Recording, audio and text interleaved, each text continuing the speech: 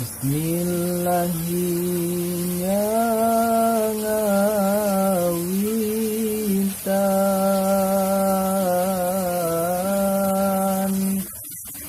ngadamel abdi sairan neda berkati pangeran malah mendarka rahmatan eling-eling ihwan sing emut kana siksaan eureunnan kamaksiatan masing emut ka pangeran elingkeun siksaan kubur nu aya dina pitutur emutkeun sadaya dulur banget pisan siksaan kubur siksa kubur ngawitanana teka pendak jeung ahlina luak liek taya baturna sumawon indung bapana poek nataya hinggana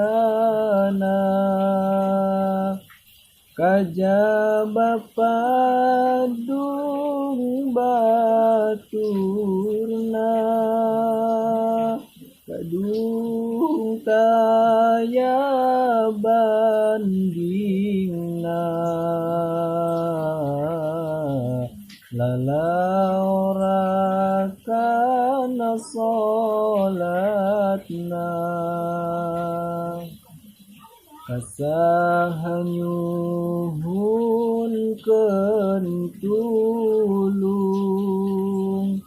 lian ka Allah nu agung siksaan Allah nu agung sengsara dan hantesung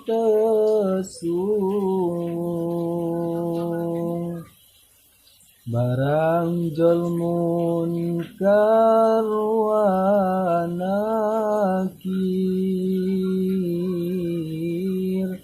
mantaksieun kaleletir marik sabari ngagendir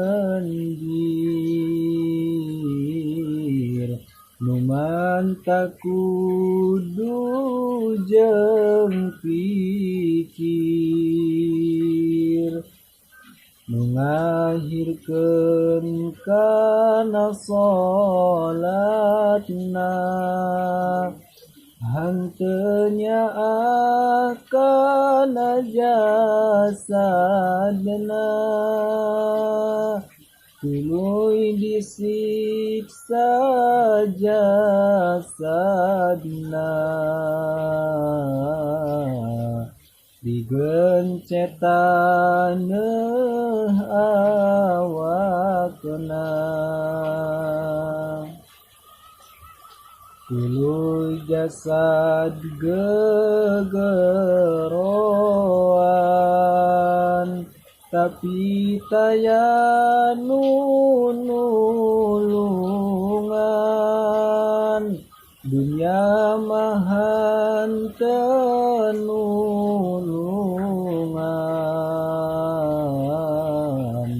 angin amal rejeng iman. Di akhir ngarasa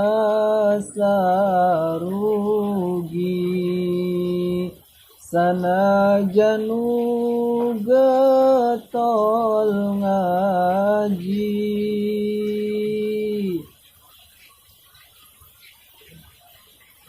Telampa sholat mah rugi, telampa sholat mah rugi.